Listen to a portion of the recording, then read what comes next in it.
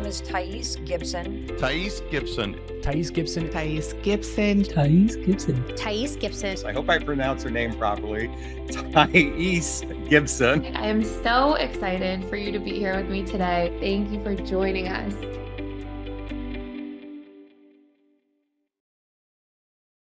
Welcome back to another episode of Can This Be Fixed? Today, we are going to dive into 3 really important topics. Number 1, when or whether or not you should go back to a fearful avoidant ex. And we'll talk about Hillary's question out of New Jersey, who shares a little bit about her FA coming back after a breakup, who claimed that they were overwhelmed and had a lot of really hot and cold and sometimes volatile behavior. So how do we decide whether or not it's the right time to go back and whether or not it's the right person to go back to? The second part of the segment today, we'll talk about why a dismissive avoidant keeps reaching out without making solid plans or having solid conversations about the future of a potential relationship, especially after being in a relationship so long together, and what you can do in that particular situation. And then towards the end of the segment for today, we will talk a little bit about what to do if you suddenly came to the conclusion that your partner or spouse is an avoidant attachment style. So in Julie's question here, we'll hear a little bit about how after 20 years of marriage, she finally came to the conclusion that her spouse is a dismissive avoidant. And how can we navigate this? And of course, can this be fixed? So joined here today with Mike Dizio, my amazing co-host, as always, and we are going to dive into the very first topic. Are you ready, Mike? Yes, great to be here. Thanks, Thais. Awesome. So the very first topic is from Hillary out of New Jersey, who says, should you go back if a fearful avoidant comes back after they broke up with you due to overwhelm? We had a history of ups and downs like a roller coaster in the relationship. I don't know if I should get back together with him and if it's going to be a repeat of the first time or I am simply left heartbroken. So what do you think about that, Mike?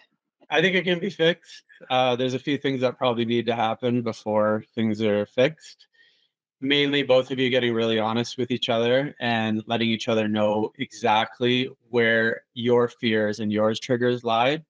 Because a lot of times other people are triggering you and stepping on your core wounds and they don't even know it. So they could be doing something that they think is like quote unquote normal. But it's something that's triggering your wound of maybe you feeling insecure, feeling jealous for a certain reason. So I think both of you need to get very honest with each other and let each other know what were the things that would trigger you in the other person and share that, vice versa. And then come up with strategies of like how you can sort of avoid those things. Once you know what your partner's triggers are, generally when you care about someone, you don't want to trigger them. You want to, make them feel loved and seen and heard and understood. So when you know when someone's triggered what it is, you can sort of help them. And even the way that you communicate with them, you can sort of gently talk around that trigger. I don't want to say you're responsible for that trigger because everyone's obviously responsible for their own core wounds. And you should be trying to heal your core wounds and not rely on someone else to sort of make you feel better. However, knowing what your partner's insecurities and sort of sore spots are goes such a long way. And when both of you know what each other's are, you can sort of have that consideration and work with each other on it.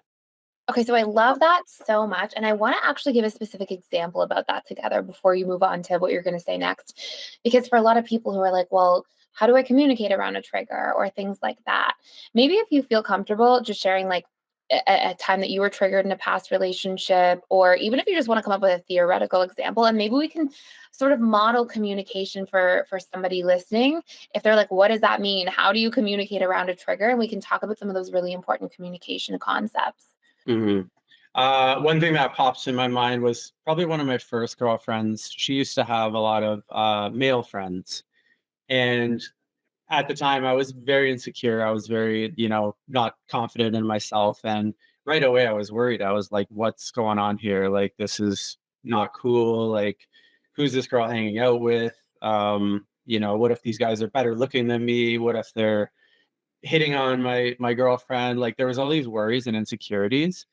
When really, if I would just get angry and I'd say like, no, you shouldn't hang out with him, or, who the heck's this guy? When really, if I would have just approached her and been like, hey, can you tell me a little bit more about, like, your friend Jonathan? Like, what's he like, or where do you know him from? And then one step further is like, hey, maybe I could meet Jonathan one day. And if there's nothing to hide and this is somebody that's part of your life, now I'm part of your life, then you should kind of want to maybe introduce the two. Integrate. I Exactly. completely agree. So And I think what you're saying under there, and so for anybody who's listening, and I love that example so much, and I really appreciate how vulnerable you are about that, because so many people I'm sure listening can totally relate.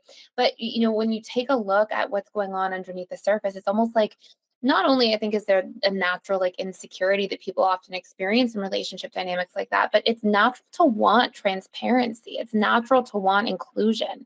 And so if you're in this romantic relationship with somebody and that's not there, it's like, how can you identify your need and then go and actually speak into that? And so for anybody who's like, well, how would I do that? Or what would that even look like? Just ask yourself, like, what do I need to feel relief in this situation? What do I need to feel better and to be able to navigate around this triggering event? And then how can I communicate that in a positive form?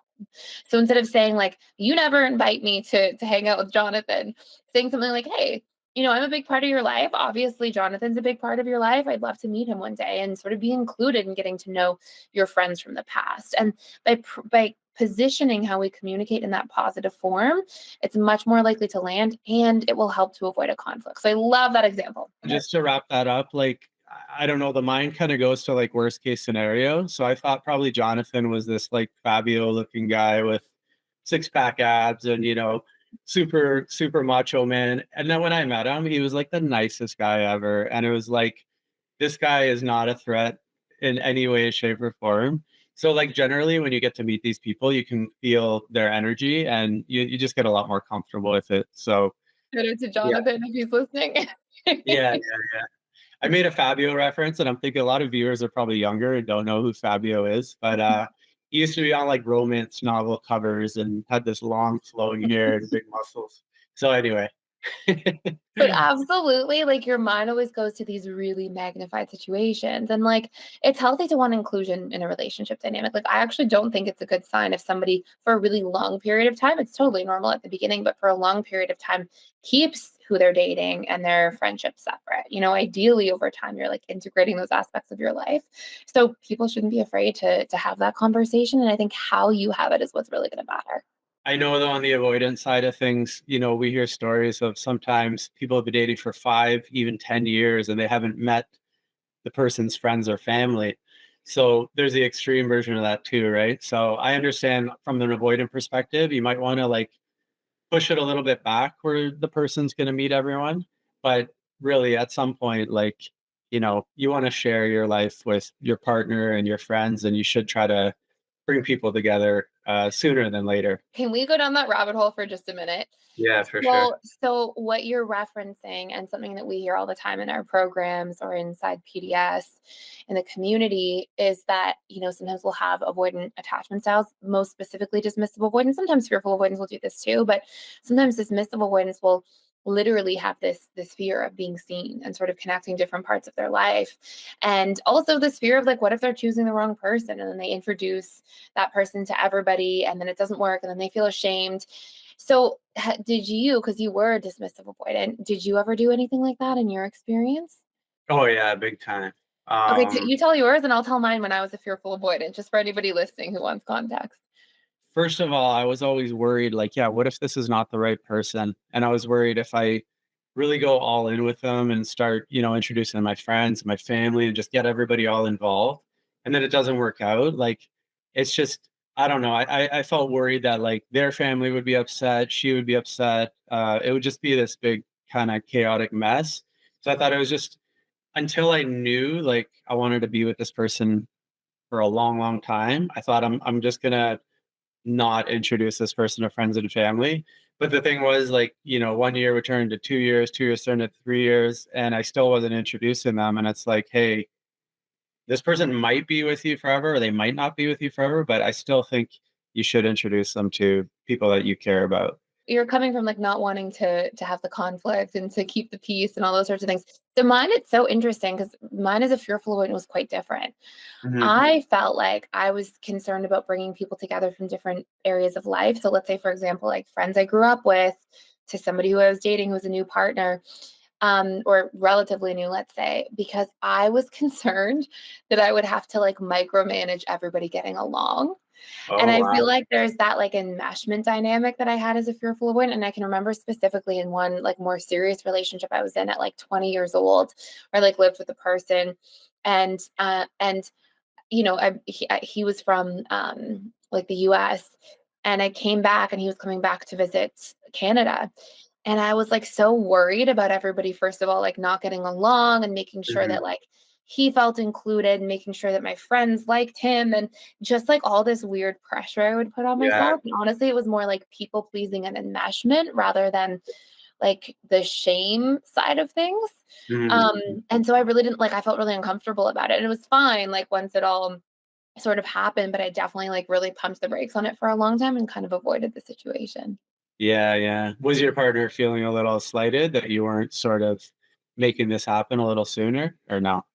I kind of had the excuse because we were like I was living in the US too, and it was going all the way Yeah. back to Canada, and we were young. So it was like a big trip and a big plan to make, but I definitely like put the brakes on it for quite a while. Yeah. And I think he kind of understood, like, I think looking back now, he was probably fearful avoidant as well. So I think we both had some of those same kind of qualities and dynamics. And Mhm. so I don't think it was as difficult. But I dated somebody who was anxiously attached as well, who met a lot of my friends and family when I was young. He was definitely anxious, and that definitely was more stressful, if anything, especially because he would be a little bit touchy about things. Like if he didn't feel included in some way, I think he took it to Yeah, heart a little bit more. that's so interesting. I Yeah. went on a Tinder date once, and the girl goes, "Yeah, I'll be at this restaurant. Like, come by." And I came by, and there was a table full of her friends. Oh, nice. And she didn't she didn't tell me it was gonna be like a group date or anything like that. I was so shocked. I was like, I think she saw it on my face, and we just talked for a minute outside. And I was like, you know what? I want to push my comfort zone. I'm like, I'm good. I'm good. I'll come hang out. And it ended up being a really nice time. So It's like the introvert's worst nightmare. it was pretty bad for a minute. That's pretty funny. Okay, we'll go back to Hillary's question. We went I took us a little off topic Yeah, there. You touched on some sorry, really Hillary. interesting things.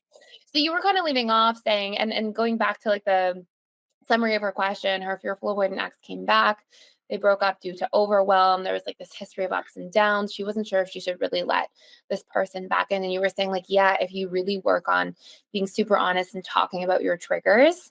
And what else were you going to add to that before I dive in there? Just the simple fact that I know it's very scary to tell somebody else what your sort of deep fears and insecurities are, especially like if you're FA, like you feel like you don't want to look weak, you don't want to look like, you need help from someone else. So it is uncomfortable, but know that the other person, if they care about you, like they would rather hear these things and work with it than, judge you and be like, oh, that's weird or that's weak. I think I said it on the last episode, but it's such a gift when you can open up to someone and really share what's happening inside for you. And yeah, it might be a little uncomfortable, but it really is a gift because it gives that other person more closeness with you and more intimacy. So 100%. definitely try to share, what's going on for you and some of the things that are painful for you in the relationship.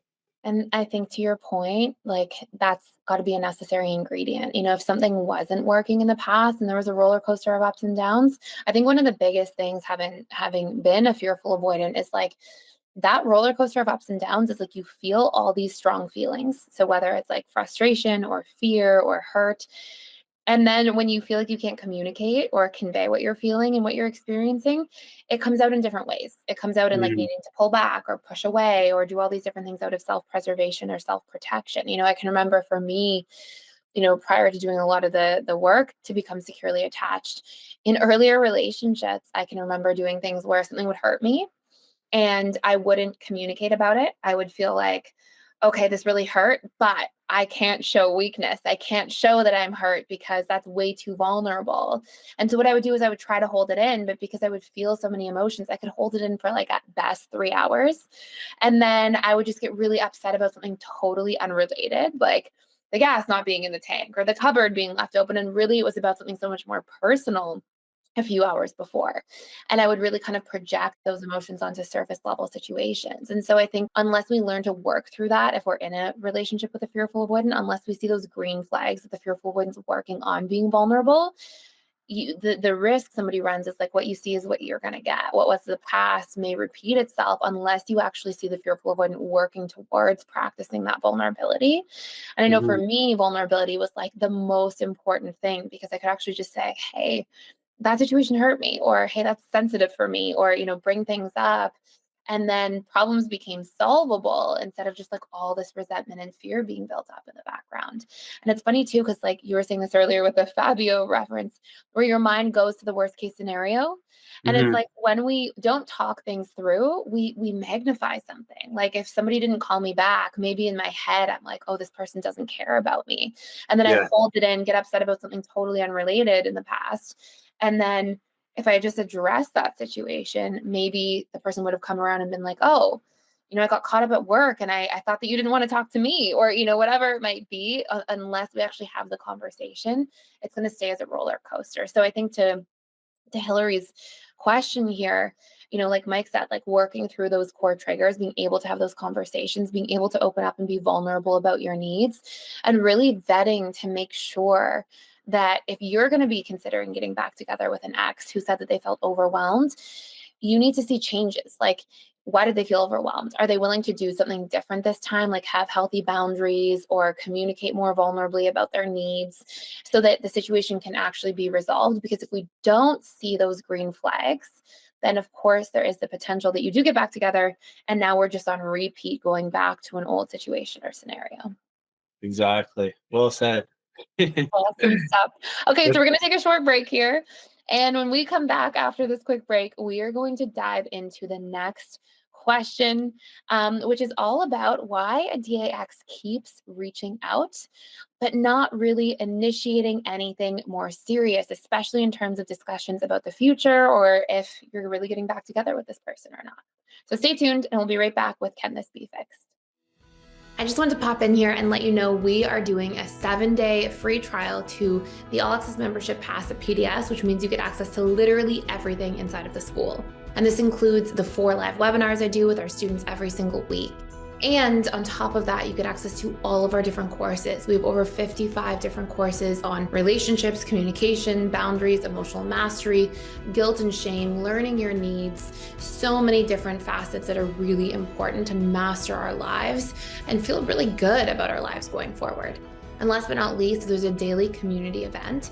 We have trained facilitators and coaches who are in there doing that work, showing up to support you on your journey every single day. Please join me on the other side. Come check it out. See if it's a fit for you. I'd love to see you there. Go ahead and sign up by clicking the link in the description box below. Welcome back to Can This Be Fixed? So our next question here is, why does a DAX keep reaching out but not really initiating? They keep saying that they just want you to be happy. What does that mean? They almost seem to make some sort of effort to spend time together, but never really want to talk about anything serious, or they deflect around any real discussions about the future of the relationship we have. What do I do? And can this be fixed? So I'll let you kick it off, Mike. Yeah, that's a tricky one if it can be fixed or not. Like we would almost have to talk to the other person to see where their head's at. However, just to give a bit of insight, even though you're DA, you still have needs for like connection. Like at the end of the day, we're all sort of wired for connection. Some obviously more than others. So a DA still does want connection, and some of them can really crave, physical affection and having someone close, but they don't want to have the vulnerability associated with it. So it's like they kind of want some of the things that maybe they miss after a while, but then they don't want the responsibility of it. This sounds bad, but it's almost like having your cake and eating it too. So it's like having something when you want it, but then when you don't want it, you sort of don't want it around you. That sounds really bad, but it was kind of the case But for I me. think that not even like a judgment towards dismissive avoidance. It's just sometimes how dismissive avoidance will operate in relationships because they have this really complex dynamic, right? It's like Right. they want connection, but there's all these wounds around it at the same time because of childhood emotional neglect. So it's not, I think it's a fair assessment in certain cases, not all dismissive avoidance, of course, but it's a fair assessment in certain cases, but it's not for like malicious or premeditated reasons. It's for like how they can cope with their own needs, but also their own fears kind of being in this push-pull pattern. For sure. One of my biggest fears too was, she mentioned talking about them not wanting to talk about anything serious or deflecting around conversations about the future. Is because like you're not even sure yourself that this is the right person you want to be with. So you feel if you start talking about the future, you're like you're committing yourself, like you're trapped. So you want to kind of avoid those conversations and keep the person a little bit at an arm's length. I was always worried about, if I was overly nice or overly affectionate, or like if I said things that were made the person think, oh my gosh, this person really loves me, this person really wants to be with me, like I would almost like pump the brakes on it because I didn't want them to think, wow, this person like wants to be with me forever, when really like it was a big fear. I was like, I'm not sure, I don't know, I know I'm enjoying the time that we get to spend together, but it's good how it is right now. I don't want to like rock the boat. I would see this come up all the time with Yeah. clients, and the answer I would almost always hear back, and I want to hear what your take on this, like from your personal experience was, but I would always hear dismissive avoidance be like, um, well, I don't want to be too loving or too warm because then they'll always expect that of me. Mm. And it's almost like there was also not just about the future, but also in certain cases, like not even wanting to be too warm or affectionate in relationships consistently because of this fear that that will now be the expectation of all how you always have to show up. And now there's this like added pressure. Did you ever experience that? Yeah, it resonates a little bit with me, but it was more so that they're just gonna get more attached. I want to keep the level of attachment around here. And if I say like really nice things and how I feel about them, how I care about them, then it starts to become like this close. So I want to not say like too many nice things because then things get way too close, and then Yeah. I got to cool it down. But that makes sense because then if we talked about before how DAs sort of their amount of give, their amount of like emotional give and energetic give is not always there. So they might be in a giving mood and they might give one day, but like you said, then the other day they're like, I don't have it in me. Like I need a couple days to recover. And if they've set that expectation, or if somebody did something nice for someone one day, then they might expect it the next day. And yeah, they're afraid they'll have to show up like that every single day. So yeah, that doesn't make a lot of sense. That would be a bit of a fear from an Yeah. avoidant perspective. And I think you were talking more about like when somebody's an ex and then like considering kind of getting back together and not having that conversation. I would definitely hear that more like in a relationship, like somebody who's Mhm. literally in a monogamous committed relationship. But it's super interesting to see. So, anyways, continue on with what you were saying. Again, DAs think that they don't have what it takes to make you happy, like that they just suck at relationships, that you're eventually going to see how broken and incompetent they are, that you're going to leave them. So that's another reason why, I think this person wants to keep you at an arm's length. Um, so maybe one thing you can do is let them know how they make you happy. So a lot of my early life was spent my parents telling me what I wasn't doing right, and not so much encouragement like, hey, you're really good at this, or hey, you're really good at that. So I developed a bit of a complex that I can't do a lot of things right because I'm always being criticized.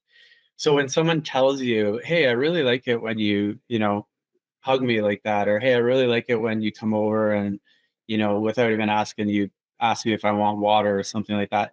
It's just little simple things, Yeah. but when you're told that you're actually like good at something and like you're confident in something, that gives you a lot of like motivation to be like, really, like, wow, like, okay, I'll do more of that. I can do this. Yeah. Yeah, exactly. So it's actually a lot of times they think that they're just brutal or like terrible in a relationship, but no, there's a reason why you're with them. They're probably a very sweet person and very sensitive on the inside. So they don't think that. So it's actually, you have to kind of tell them once in a while some of the things that you appreciate that they do. So I think this person really thinks that they're not good enough and they're never going to be able to make you happy.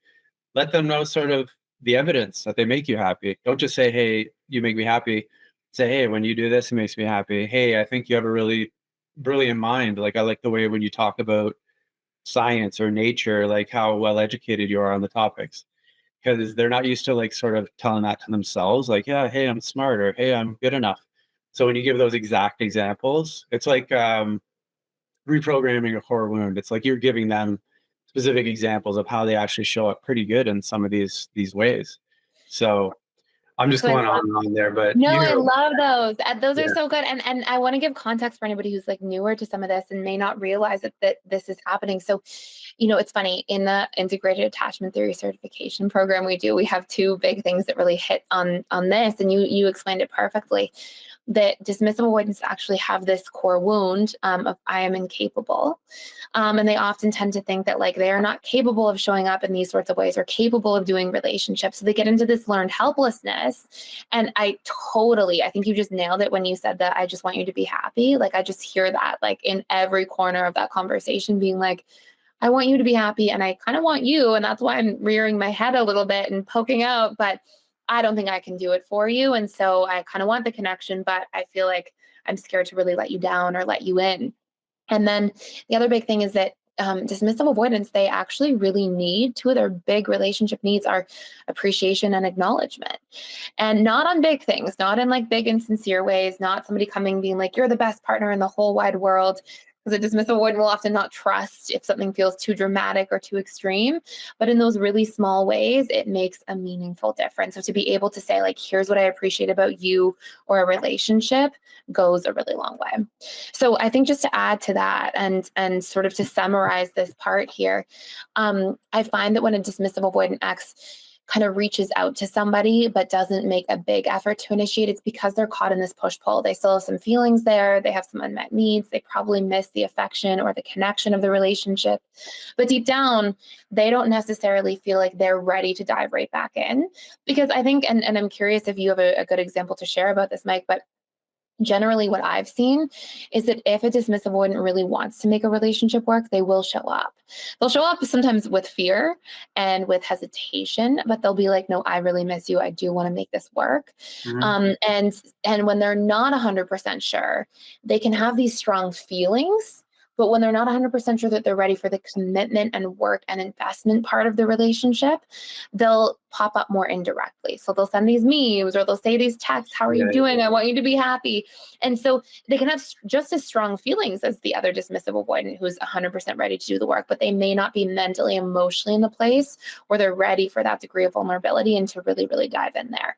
And I'm curious if you ever had a situation like that in your relationship. And I know I had as a fearful avoidant. So I had an experience when I was in like a somewhat serious relationship. I dated somebody for like a year and a half or so. And it was like the very beginning of college for me. And I broke it off and I was not in the headspace mentally, emotionally to be in a healthy relationship. It was definitely a me issue. The other person was pretty healthy overall. And I think too, I couldn't understand because I was fearful avoidant that degree of healthiness. It's almost like I couldn't trust that there wasn't chaos. It almost scared me more that there wasn't a roller coaster. And so I had to push away and sabotage it because we know that big comfort zone of the fearful avoidant is chaos. And I broke it off. And then like after a few weeks, typical fearful avoidant, like a few weeks, I kind of numbed out and distracted myself with all these things. And then I kind of was like, I don't know if I made the right decision. And so what I did is I ended up reaching out, kind of chatting with this person on and off, but I was never ready to actually do the work to be back in a relationship. So it was more like I was chatting to kind of keep the connection there. But the moment he came and was more like, oh, let's spend time together, let's hang out, and was trying to like sort of reinitiate any kind of relationship reconnection. As soon as I felt that out, I panicked and I actually pushed it away. So for me, that big underlying part was like, just because I still had feelings there doesn't mean, and I was reaching out, right? So I had feelings, I was reaching out, but I still knew I wasn't ready to be back in a relationship. And I think that's something you can often see with both fearful avoidance and dismissive avoidance, where after a breakup, they'll rear their heads, they'll come out of the woodworks But that doesn't mean that they're necessarily going to be ready to be in a full relationship. And I think that's really important for anybody listening to make sure that they're vetting for, to actually look and be like, hold on a second, am I seeing green flags in their behavior and in their actions, where they're making investments to demonstrate that they're ready to be in this? Or is it just this kind of reaching out to get that little dopamine hit for connection? Wow, that's so interesting. And it just sparked something for me as well. Um, in most of my past relationships, there was never an attempt at trying to go back. I know on my end, at least, not, but only for the simple fact that I always thought, oh, this just isn't the right person. Like, things should be honeymoon stage all the time. If we're fighting or like there's a lot of drama or whatnot, we're just not meant to be together. So in hindsight, when I look back, like, thank God I've learned about attachment theory and like done a lot of healing on myself. But when I look back to most of my past relationships, most of the issues were fixable. There was nothing like huge or major, like massive incompatibilities. It was just these small things that I thought, you know what, I think there's probably someone else out there better for me. And I felt just empowered to like change certain things about myself as well. So it's good that I learned this now. And because when I had these past relationships, I'm pretty sure the person was like, oh wow, this person's giving up like really quick, or this isn't such a big issue, like maybe we should try again. And I was always like, no, no, no, like this person is just not meant for me. And that was it, like case closed. And that's like so dismissive avoidant. Like I feel like that's the most on Yeah. brand, because dismissive avoidance, I talk about this all the time. I'm sure you've heard me say this a million times, but it's like if you're a dismissive avoidant and you've never had healthy modeling for how to resolve conflict and to work it out, Mhm. then you get into learned helplessness around that part. So then what seems like the answer is to find the perfect partner with no flaws, where it's honeymoon stage all the time, because that's Yeah. the only way to have happiness and not have this negative impact of conflict. It's like, oh, we just shouldn't have conflict. And that's what a healthy relationship is. But really, it's insecure relationships. We work through conflict. And I had a friend say to me one time, who was dismissive avoidant. He was in an argument with one of his friends. And it was like the first time they ever got kind of into a disagreement. And he was like, the friendship's over. And it was like a 10-year or 15-year friendship. And I was like, wait, did you try to talk it out? Like, did you try to have a conversation? And he was like, no, because we got into a fight. The friendship's over. Yeah. And I was like, no, no, no, you have to talk it out and hash it out. And I think that's such a good example of like somebody who just doesn't know any better. So it's so easy to feel like, oh, when we're in learned helplessness, we just shouldn't have an issue or shouldn't have a conflict. But that's not what secure relating is. It's being able to work through those No, conflicts or challenges when they arise. exactly. I've had some lifelong friendships that I've like never really had a fight with. And it's not because they didn't annoy me or anger me at some point. It was just I was really worried about like the friendship will be over if I like bring up this issue or whatnot. And same with relationships in the past. It was always very scary to bring up something very vulnerable. So I know now though, like when you look at conflict and see actually how it brings people closer together when you're doing it properly, it like I said, it breeds closeness, it breeds knowing the person much, much more than you knew them before. So we need to sort of reframe conflict as not a bad thing. It doesn't have to be a bad thing at all. It can be very like 100%. gonna help people come together. So And I'll share an example of this, and I don't know if you have one as well, but I can think of like an early time in the relationship with Graham, so my husband, and for anybody who's like, who is that? And where I was working on this stuff. So I had done like a lot of like healing in other areas, and then was running a practice, seeing clients, all these different things, and then met Graham, and we were like a year into the relationship, and we started living together, maybe a year and a half in or so, coming up on 2 years, and I remember I would come home from work sometimes, and he would usually get home before me because I had like a longer commute.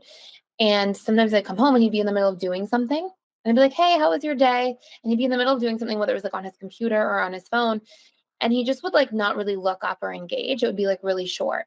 mhm, And it would be very dismissive. And he was dismissive avoidant. I was still fearful avoidant. We were probably both about 50% secure at the time. Like we definitely had both done some work prior, but we mhm, still had these like things. And when we came into our power struggle stage at about the year and a half mark and started living together, it magnified them. And I remember it like bothered me so much. Like I was like, just the fact that I would like come home from a long day and want to like be present for a minute and connect.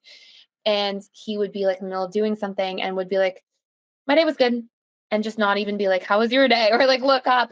And in my mind, that like part of me who was still fearful of it would be like, okay, fine. I'll just ignore you back. And I like go in the other room and like be cold or put my walls up.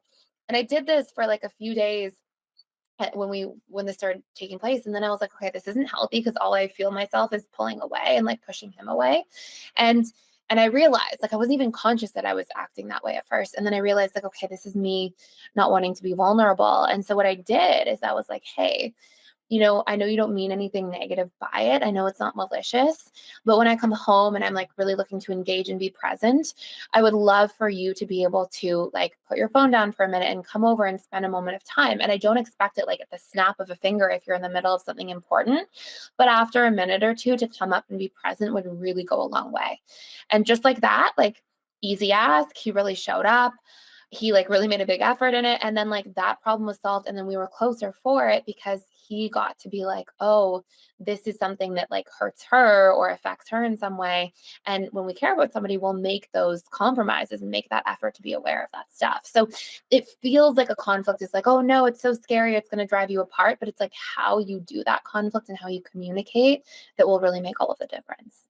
I love that. And for anyone listening too, like I was definitely like Graham before. Words take energy as well. So we're not just gonna like spill out like every detail of our whole day. Avoidants are generally more on the introvert spectrum, I think. And they're not just gonna like volunteer every single aspect of things that happen on through their day. So it's like that kid in elementary school, your parents ask, like, oh, how was your day? The kid was like, fine. What did you do? Nothing. So I think the fix for that is just to get really like pointed in questions like, hey, what was the highlight of your day today? And that's a more like thought-provoking question. Like, oh, okay, the high point, this, that, and the other. What did you have for lunch today? Oh, I had this, that, the other. So I think avoidants aren't as forthcoming with, we think a lot of information is kind of useless. Like why would anyone care like what I don't know, what I did on my lunch break or who I talked to today? But your partner wants to know, like they want to feel like they're part of your life. So yeah, I just want to add, like if you have a partner that tends to do that, get a little more pointed and specific with the questions, and I find you get a little more results that way. I love that. I think that's such a great share and such an Mhm. easy, tangible tool. It's funny because I think I like started doing that with Graham a long time ago, like on Yeah, autopilot. And we both do that, I think, with each other is ask more pointed questions. I think underneath that too is neither of us really like small talk. Like neither of us do great yeah, with like, yeah, how was your day? It was good. Like it just, or look at the weather outside. Like it just feels so like yeah. bland and dry and kind of meaningless, but we Sure. both make an effort to ask those pointed questions. And I think that's such a great like tangible tool for anybody listening. It's so Mhm. simple, so easy to apply, and like you'll actually see the dramatic shifts and results by doing that. I think So yeah, I love that. That's amazing. Okay, so anything else you want to add before we take another quick break? again, it's not up to you to like prop this person up, but just let them know specific examples of why they make you happy. And I think that'll go a long way. And again, as Tice always says, if you don't see the needle moving after a while, you have to start to say, hey, is this person good for me or not?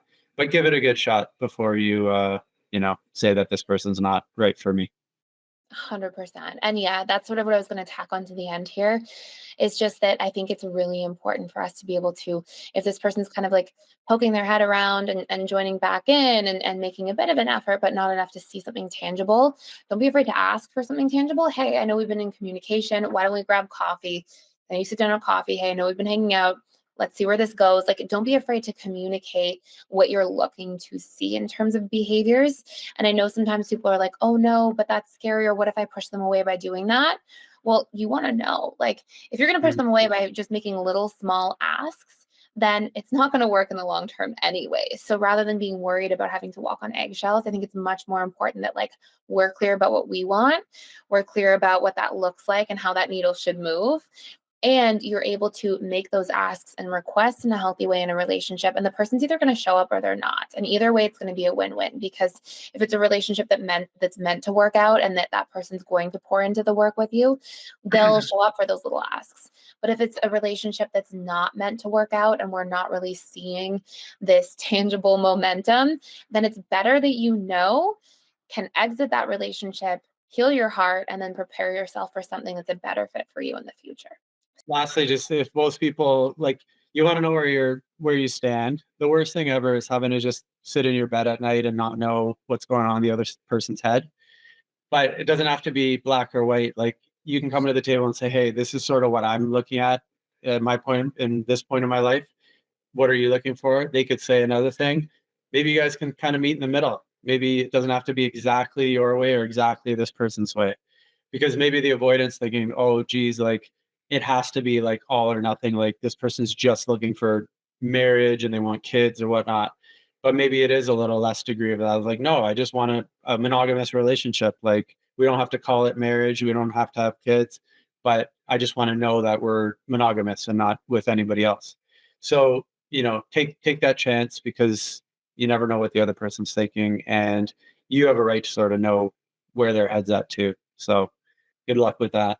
Awesome. Amazing question as well. And thank you for sharing this. That was from Janice from New York. Thank you for sharing your question, Janice. So we're going to take a quick break. And when we come back, we are going to dive into dismissive avoidant attachment style and what to do. And can this be fixed if after years of being in a relationship or in a marriage, you suddenly find yourself realizing that your partner is an avoidant? So stay tuned and we'll be right back. By the way, if you want to do a deeper dive into attachment styles, relationships, core wounds, and needs, you can get my book, Learning Love, on Amazon right now. It provides everything you need to know about why you act the way that you do in relationships, where your core wounds come from, and how to actually move through them, and how you can find and maintain a thriving romantic connection that will bring you true happiness by becoming securely attached. All of the empowered relationships you have in your external world come from a healthy, secure relationship to yourself first. And I'll teach you how to get there. The link to Learning Love is in the description just down below. Welcome back to Can This Be Fixed? We're going to dive here into Daniel's question, who says, after 20 years of marriage, I have finally come to the conclusion that my spouse is a dismissive avoidant. It's surprising that it took me this long to get some clarity around this. Bringing this up with my dismissive avoidant led to a complete stonewalling. What can I do next, and can this be fixed? So I'll let you kick it off, Mike. Yeah, the first thing I heard in my head was, no, when somebody finds out news they don't want to hear. It seems like it's everybody's worst nightmare. It's like, no, I'm with a DA. No. I can only say that because I'm DA, or was DA. So I like to make a few jokes about it, but no, DAs are awesome. So back to the question for Daniel. One of the big things that avoidants really don't like and can get quite offended by is if you're trying to change them. And I remember so many times where girlfriends would try to like quote unquote change me, or I thought they were changing me. They were just making like good suggestions or like ways that I could improve. Like nothing bad, but I took that as like, oh, I'm not good enough, or there's something wrong with me, or they'd rather be with somebody else. Otherwise, they wouldn't complain about, what I'm doing or how I'm acting. So I think the initial, you bringing this up to your partner, probably they thought, okay, yeah, so what? Like, does that mean I have to change? Like, you don't love me the way that I am? When it's not that at all. Like, I think if you present it in a way that, and I know, Thais, in one of your courses, you have like kind of like a script that says how to let somebody know about attachment styles in a nice way, especially avoidance. It's like, hey, I just want to let you know, like, I found something that helped me so much learning about attachment theory. There's this quiz. It shows you your core wounds. It shows you sort of your habits, your behaviors, and it's just helped me so much. You should check this out yourself. I think you might have some of the traits of a DA. And there's some things in there that I think can really like help you and make you feel good and improve your life. And who doesn't want to improve their life, right? So I just think if somebody's coming at you saying you have a problem, here's the answer for you, and I don't have any problems. It's you that needs to do the fixing. So for me, I think it works a lot better when you say, hey, I found this certain thing here. Let me just show you how it works. It helped me. For example, I used to have a core wound of XYZ. Now that I realize that I'm this attachment style, I can, think differently about the way I look at things, et cetera, et cetera. So you're presenting to them how it's helped you and how it's sort of opened your eyes, and that you want to show them as well that I think this could be really helpful and interesting for you to check out and learn. I totally agree with that approach. I want to go back to something you said for just a moment. So I want to go back to this part where you talked about how dismissive avoidants get offended when somebody tries to change them because we take it as like, okay, you would want to be with somebody else, or like you think something's wrong with me. And here's my theory on this. And I've actually, this is one thing I never really asked in a lot of detail. One thing I confirmed a lot with dismissive avoidance through PDS programs, through the many years of seeing clients, for sure, is that dismissive avoidants have a core wound around I'm defective or something's wrong with me. And so they tend to take like things like that to heart because they don't think it's about like, oh, your behaviors or let's work on the relationship together. They take it as like, it is me. I am the one that's not normal, or that there's something wrong with me. So obviously there's that sensitivity there, but I actually also have a theory, and I always notice this in retrospect. Dismissive avoidance, I think one of the ways dismissive avoidance really give love is they give love in a way of acceptance. They actually exemplify and express love through really accepting somebody and not trying to change them. And it's kind of like this silent background thing that I think dismissive avoidants do really well. And it often falls on deaf ears, right? Because we often won't notice if somebody's not trying to change us. We're usually noticing things people are doing, not things that they're not doing. Totally. And so I think as well, dismissive avoidants also receive love through acceptance. We know that that's a big need from dismissive avoidance. And so I think that it also goes against, in a way, one of the biggest ways that dismissive avoidants both give and receive love when it feels like there's a lack of acceptance. And so that means how we position things will go such a long way. And I'm curious if you've ever had that experience. And if that was a part of like when you were dismissive avoidant, you also felt like you gave and received love from others. Yeah, as you were speaking that, like, I think that was one thing I was always amazing at was giving acceptance, non-judgmental, really supporting someone in any dream or aspiration or venture that they wanted to do. I was always super like that's amazing. Like you could do anything, like if you want to do it. I could say that to other people, but it would be harder to say to me, to myself. But yeah, that was something that it was, I guess, kind of came natural, was to give that acceptance and non-judgment to someone else. So I guess when you're perceiving somebody's doing that to you, that really hurts. You're like, hey, like, I'm not here picking at you all the time or trying to show you all your flaws. Why are you doing that to me? Yeah. When really, like, a lot of times, yes, there's definitely times where people can deliver criticism harshly or disrespectfully, but it really made a shift for me when I saw one of my partners. I was like, the things she's bringing up are genuinely like helpful. Like if I change some of these things, like they're actually going to help me improve. And they were kind of blind spots in my area that I didn't see. And she had to explain to me, hey, like I'm with you. Like I wouldn't be with you if I thought you were deficient or not good enough or any of these things, right? So if I ever say any of those things, it's just to help. So I Support. was like, wow, Yeah. that's so true. And I took on some of those things and they actually really did help me. Yeah. That's So nice. yeah, as the avoidant, we have to sometimes, obviously in any criticism, you take what you think is valuable and you kind of discard what you think isn't. But just know, like, it's your partner. Generally, I don't think they're gonna have like malintent and want to like really hurt you, right? And I think for dismissive avoidance too, there's this dynamic where dismissive avoidants take things so to heart. Like dismissive avoidants, even though they'll never really show it, they Mhm. shame themselves for things that are so normal. Like dismissive avoidants will shame themselves for like watching television for a few hours or for like playing video games or things like that. And it's like everybody has their thing that they do. Like it's Yeah. not this hugely shameful activity, but because they shame themselves like at their core for those things, they have a difficult time differentiating between what is a behavior and like an action versus their character, who they are. And Right. so I think what happens too is it's like, oh, I play video games. And so there's something so terrible about me, or I Yeah. binge watch 3 hours of Netflix. And so I am defective. And they like shame themselves so much so that the moment somebody says something about them in any kind of way, again, because they're so used to doing that to themselves, they take it all the way to their core.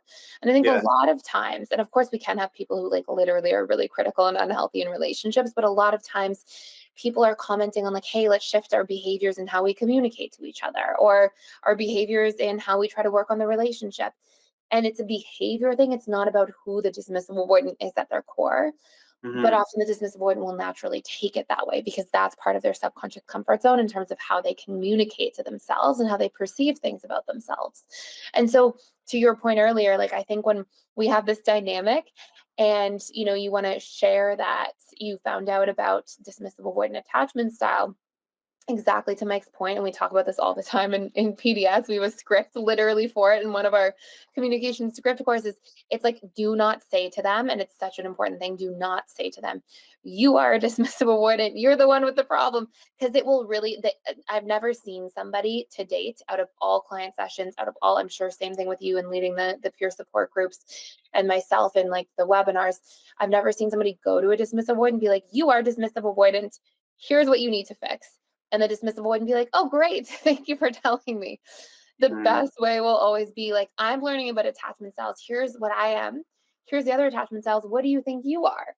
And that Mhm. way we're like presenting the information rather than telling somebody what you are and basically accidentally insinuating that like there's this issue and you now have to fix it. So I think that piece is so important. So going back to the beginning of this question though, after finding out for 20 years of marriage that somebody's an avoidant, what would be some tips you would give to Daniel here? To get over the stonewalling or just in general, like I'll start with the stonewalling piece, and then if you want to go into just typical tips in general. sure, sure. So what I find is really important whenever being stonewalled with a dismissive avoidant is to call it out directly. But I think when we hear call it out directly, we think of like, oh my gosh, call it out directly seems like it's this mean, harsh, like trying to start a fight thing when it's not. Calling it out directly means, if I had to say word for word to somebody that was stonewalling me, so like if I were in your situation, Daniel, I would go to my spouse and I would say, hey, I'm sorry if yesterday I presented that information in not the best way. My intention and my relationship to it was for us to really heal together. I think you're a great spouse in this way, this way, this way. And I would actually list specific things that are true in your heart for that person. And I also think that there's room that we could, grow together within. And so I'm working on this. I was excited to share this with you. This isn't me saying that there's something wrong with you. This is just the set of rules for how we've learned to relate. And if we have a different set of rules here, it's going to cause confusion. And so I know that you're shutting down now. I can tell that you need space, and I'm willing to respect and understand that. And at the same time, I want us to acknowledge that that's not going to be the most productive way of dealing with this. What is most productive is when you're ready, let's have a conversation. Let's acknowledge how we both felt around the situation. And let's talk about some steps that we could take to really support each other in this. And so by calling it out directly that way, and also calling out directly, hey, this isn't the healthiest thing, but let's approach it in a healthy way, I find that dismissive avoidants actually do quite well with that when they're stonewalling because it makes sense and they tend to be Mhm. quite logical and rational. So if you're going at something in a harmonious way, your angle towards it is like calm, your demeanor's calm, you're thoughtful and compassionate about how you're communicating. And then you also call out like, hey, shutting down doesn't fix this. It doesn't make it better. Let's work through this together with a nice attitude and care for each other. I find that tends to cause dismissive avoidance to open up much more quickly. And now we can sort of dive in here, Mike, to some tips that you think could be really beneficial for a 20-year marriage and kicking off, really creating a better connection here. Well said about the stonewalling piece. That's for sure very helpful. So as far as like the 20-year marriage and what to do next, I would say, and you can tell me if you don't agree with me, but I would say almost treat this as like dating all over again and trying to get to know your partner all over again. So I imagine after 20 years, it's probably a lot like Groundhog Day. Like I'm sure every Monday is pretty much the same. Every Tuesday is pretty much the same. Like you guys have your routines and rhythms, which is amazing. But if you are looking for change and something new, then you're gonna have to add sort of some new elements. So what about adding in like maybe like a date night? I don't know if you still go out on like dates, but like creating some intentional intimacy time where you can actually like talk a little more. Because when we're just at home and like watching TV or whatnot, or one person playing video games, one person on their phone, like there's not much sort of interaction and like getting to know each other. and you'd think after 20 years, oh, you know everything about the person, but no, there's always so much more to learn, and especially with the DA, there's probably like a lot more like to learn about the person.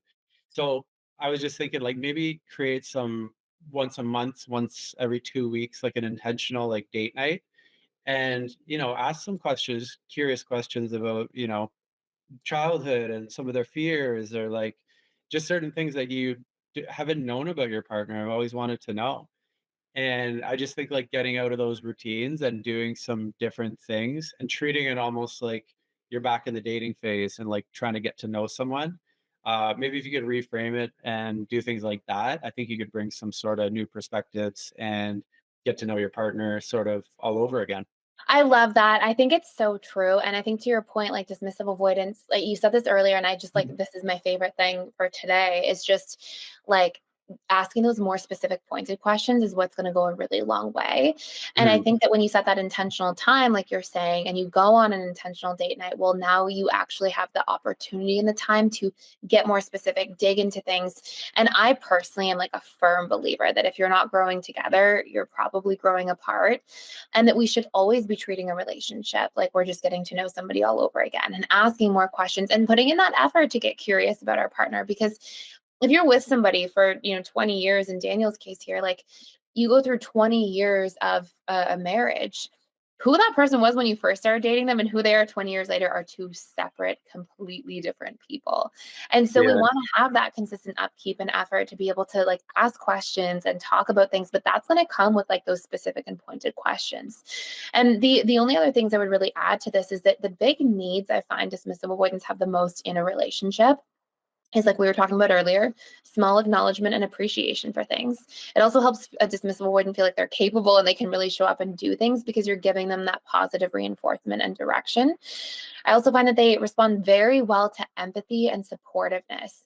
Even if you Mhm. don't notice it right away on their face, because sometimes they're so stoic, you'll generally see that dismissive avoidants are like when you're very empathetic to them and kind and supportive to them, that lands for them and it helps them feel safe to really lower their guard and open up more. And so I think that's a great ingredient to bring into your relationship, Daniel.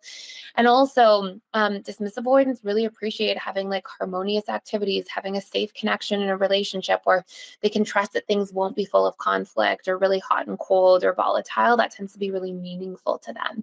And of Mhm. course, if you can support and respect the dismissive avoidance need for freedom and autonomy, that doesn't have to be mutually exclusive to time together. You can be in a position where you say, hey, I know you need your time. You do your thing tonight, but let's make some extra time to connect and be present together tomorrow morning. And so being mindful of those needs and being able to validate and speak into those, I think also goes a really long way. So I think those are Mhm. some really good needs to pour into your relationship with a dismissive avoidant spouse. And make sure, Daniel, that you're also communicating what your needs are, which you can Yeah. find out a lot depending on your attachment style. So the more you're playing into those, discussing those things, that's also going to go a really long way. I also love how you and Graham play tennis together. Like that's probably an activity that sort of brings you guys together. It's light, it's fun, it's happy. Like, so I don't know if you, Daniel, like if you like doing any activities like that, but going out and go to like a axe throwing night or go to like a ping pong club or whatever. I find these just like fun, light activities can really breed closeness and a little more levity where it doesn't have to be serious all the time. 100%. And yeah, Yeah. Graham and I definitely play tennis together and we do that regularly. And then, but we also like have a date night every single Saturday, like without fail. And like Nice. if we have plans or we're traveling or whatever, we'll like cancel other things to make sure we do that. And we're both like really committed to that. And obviously like maybe once or twice a year that falls off or like we're not feeling well, so we'll do date night in or things like that. But I think that having that care, like to your point, and constantly getting to know each other just goes such a long way and Yeah. keeps you really up to date with each other's lives. And often we'll play this game in our date night where we'll ask each other like specific questions, like we call it the questions game, and we'll come up with like different questions or insightful questions or like kind of thought-provoking questions so that we're like having real and meaningful conversation because both of us don't do that well with small talk. So it's always a Mhm. great thing to engage in your relationship as well. I love that. I know a couple, and I'm not condoning drinking alcohol, but the DA husband pretty much only opens up after he's had a few beers. So obviously we know like there's a fear there. Like he needs alcohol to actually like say what he's really feeling. There's a fear of being like judged or yelled at or, made fun of, or who knows, there could be a lot of different things. So just know that there can be a fear of sharing what's really going on inside of the DA. So if you can kind of create an environment where it's like, listen, you can tell me anything. Like, I don't care if it's weird. I don't care if you think it's, weak or strange or whatnot. Like, I'm here with you. I've made this commitment with you. I'm not going anywhere. So like, you can literally tell me anything. That was kind of always my fear in relationships too, that I couldn't say 100% that was on my mind. And, you don't always feel good if you feel like you're hiding parts of yourself.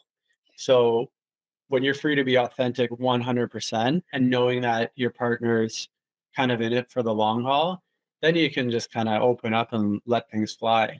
So Daniel, I'm not sure, how you can dig into that specifically, but just maybe try to let your partner know that if they ever wanted to share anything with you, like you're here to listen and you're not here to judge or make them feel bad for what they tell you. I think you said that perfectly. Like, I think that's a great script for somebody who is dating an avoidant, is just to be able to say like, hey, I'm here. I've made this commitment. I'm in it for the long haul. And like, you can Yeah. share anything with me. I think exactly what you said word for word is so beautifully put. And it's right from the horse's mouth. Like, somebody who was a dismissive avoidant and has had those experiences, like that's ideally something that you would really want and need.